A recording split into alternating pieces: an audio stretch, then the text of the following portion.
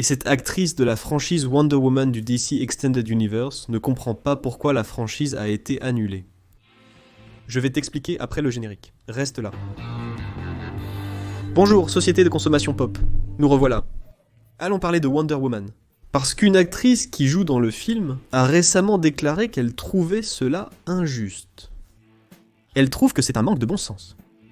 Elle trouve absurde qu'ils aient annulé le projet Wonder Woman de Patty Jenkins et Gal Gadot, dans l'ancien DC Extended Universe. Essayons ici de comprendre pourquoi elle trouve absurde que le projet ait été annulé, que Gal Gadot ait été renvoyée, et que la proposition de Patty Jenkins ait été refusée, en revenant un peu dans le temps. Le renvoi de la Trinité n'a pas été dans l'ensemble traumatisant. Pourquoi Ben Affleck était-il déjà hors du projet The Batman à ce moment-là ? Pour Henry Cavill, ce n'était pas vraiment traumatisant, c'était embarrassant. Black Adam revient pour la scène post-générique. Si Black Adam avait été le succès que Dwayne Johnson espérait, cela aurait peut-être poussé le public à lancer une nouvelle campagne en ligne, comme pour le Snyder Cut, afin de garder Henry Cavill dans le rôle. Ce que nous savons, ce n'est pas arrivé. Black Adam a échoué, et Henry Cavill ne reviendra plus jamais en Superman. Maintenant, du côté de Wonder Woman, on peut dire que ça a été traumatisant. Parce que tant Patty Jenkins que Gal Gadot espéraient un Wonder Woman 3. Il y avait un projet de Wonder Woman 3 et plus encore. Et puis James Gunn prend la relève. Au début, il sauvait certaines choses de l'ancienne gestion, qui en fait étaient ses propres projets et pas ceux des autres. Comme Peacemaker, comme Suicide Squad. On en a déjà parlé ici hier sur la chaîne.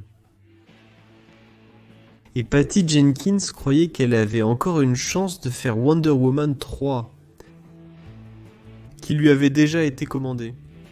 Et elle a eu une réunion là-bas avec James Gunn, une réunion qui est devenue un sujet. Une histoire que je raconte souvent ici sur la chaîne. Elle apporte déjà le scénario. Là, James Gunn et Peter Safran jettent un œil et disent « Écoute, faisons un petit tour, faisons un petit tour. Rentre chez toi et pense à une meilleure idée, parce que ce n'est pas ce qu'on veut faire avec Wonder Woman. Parce que James Gunn, tout comme avec Batman et Superman, avait des plans personnels pour Wonder Woman. Il voulait emmener Wonder Woman dans une autre direction que celle que Patty Jenkins prenait dans ce scénario. Et là, Patty Jenkins serait devenue furieuse, elle s'est révoltée, elle a été rentrée chez elle et a envoyé l'article Wikipédia sur l'arc de personnage. À James Gunn, elle a abandonné le projet. Et elle avait déjà quitté Rogue Squadron chez Lucasfilm pour pouvoir se consacrer à Wonder Woman, aucun des deux projets n'a eu lieu. Gal Gadot reste un peu perdue dans tout ça. Elle a une réunion avec James Gunn, où il lui dit qu'il va la garder sur le projet. Apparemment, elle a compris qu'elle continuerait à être Wonder Woman, et elle donne des interviews en disant qu'on lui a promis un projet Wonder Woman. Et il y a ce malaise, mais le temps passe, plus personne ne parle du sujet. Le projet n'a pas lieu. Je vous avais déjà prévenu ici. Gal était soit très naïve, soit elle essayait de forcer les choses. Mais on a mis de l'eau dans son vin, plus personne n'a parlé du sujet. James Gunn annonce un projet impliquant les Amazones de Wonder Woman, appelé Paradise Lost, qui reviendra bientôt dans Paradise Lost. Et maintenant, passons aux déclarations de Connie Nielsen, qui joue Hippolyte, la mère de Diana, la mère de Gal Gadot dans le film Wonder Woman. Dans Wonder Woman, né 2984. Et elle dit ce qui suit. Il est très surprenant qu'un film qui a eu un tel succès, avec un budget bien inférieur à celui des autres films de détectives comics. Le film fait 800 millions de dollars. C'est un succès critique, c'est un succès au box-office. Et il est annulé. Et elle laisse même entendre qu'il y avait déjà un projet sur les Amazones. Les femmes de Themyscira.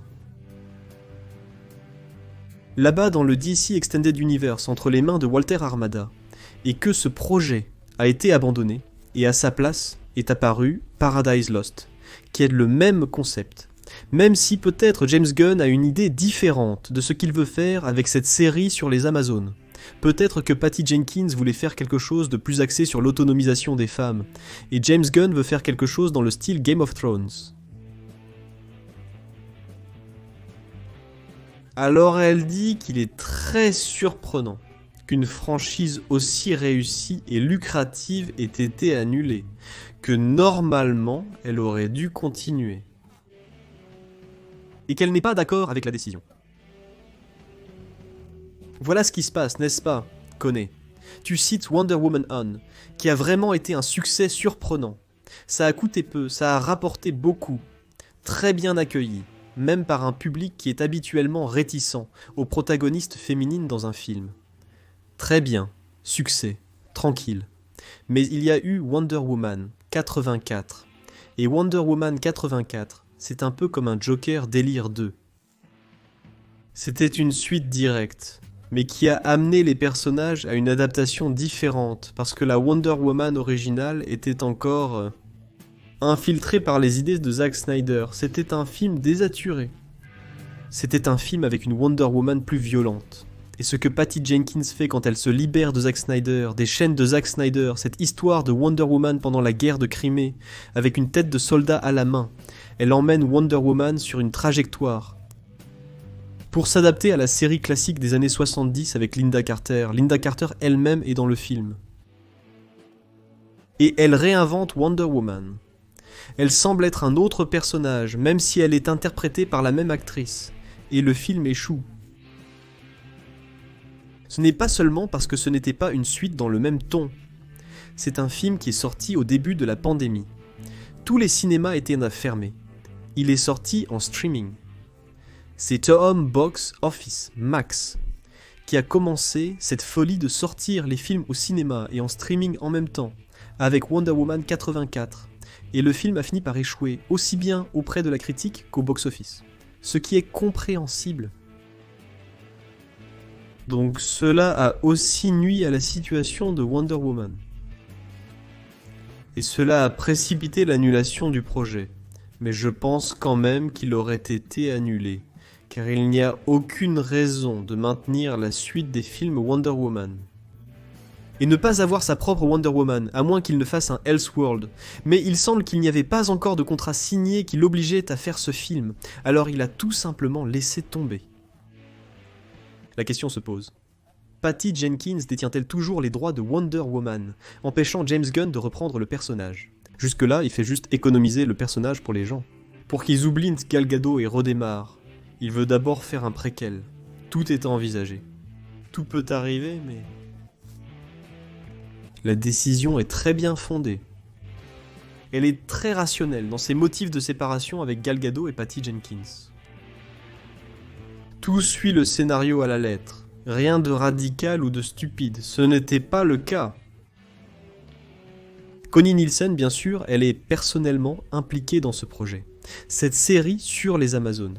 Elle devait en être la vedette, puisqu'elle est Hippolyte, donc elle pensait que ce serait un projet qui lui rapporterait beaucoup, que ce serait un projet très intéressant pour elle, et que le projet a été annulé, donc elle s'est personnellement rancunière envers les décisions de James Gunn. C'est comme ça que je comprends la situation.